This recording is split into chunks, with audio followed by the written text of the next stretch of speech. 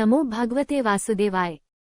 10મા સ્કંધનો અધ્યાય 26મો અને 27મો। કામધેનુ અને ઇન્દ્રે શ્રીકૃષ્ણનો અભિષેક કર્યો।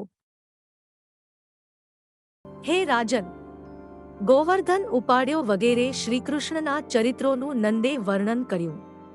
પછી સ્વર્ગમાંથી ઇન્દ્ર અને કામધેનુ ગાય આવ્યા। તેમાં ઇન્દ્રે મદે રહિત થઈને ભગવાનની સ્તુતિ કરી। હે નાથ, તમે જગતના પિતા ગુરુ અને કાળ પણ છો। અમારા જેવા ઈશ્વરપણાના અભિમાનીઓના અભિમાનને ખંડન કરવા તમે અનેક લીલાઓ કરો છો। સત્વમ મમૈશ્વર્ય મત્પ્લુતસ્ય કૃતાક્ષસ્તે વિદુષા પ્રભાવમ ક્ષંતુ પ્રભોથાર્હસી મૂળચેત્સો મૈવમ પુનર્ભૂન્મતિરીશ।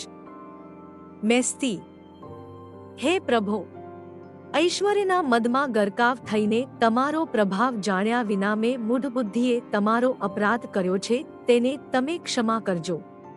હે ઈશ, ફરીને આવી અસદબુદ્ધિ મને ન થાય, એ જ હું માગું છું। હે ઈશ, તમે મારો દુષ્ટ ઉદ્યોગ વ્યર્થ કરીને મારો ગર્વ નાશ કર્યો, તે તમે મારી ઉપર મોટો અનુગ્રહ કર્યો છે। પછી કામધેનુ ગાય ભગવાનને કહે છે, હે કૃષ્ણ, અમારા તમે નાથ થયા છો, તેથી અમે પોતાને સનાથ માનીએ છીએ। તમે અમારા ઇન્દ્ર થાઓ।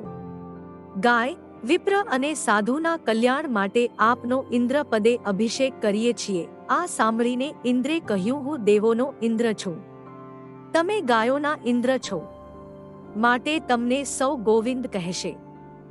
હે રાજા, આ પ્રમાણે કહીને ઇન્દ્ર સ્વર્ગમાં ગયો। 10મા સ્કંધનો 26મો અને 27મો અધ્યાય સંપૂર્ણ।